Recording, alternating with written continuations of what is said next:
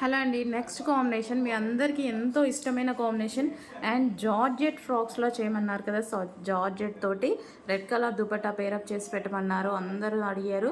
So వచ్చేసిందండి, red colour dupatta అనేది వచ్చేసింది. సో మనకి దుపట్టా అనేది మంచి బాందిని దుపట్టా అనేది ఇచ్చాము. సో ఈ విధంగా 2.25 మీటర్స్ బాందిని దుపట్టా ఇచ్చేసి pure georgette chicken work. So complete మనకి చికెన్ వర్క్లో వైట్ ఫ్రాక్ అండ్ చాలా ప్లెజెంట్గా ఉంటుంది. వేసుకున్నా సరే మనం ఏ దుపట్టాతో అయినా పేరప్ చేసేసుకోవచ్చండి.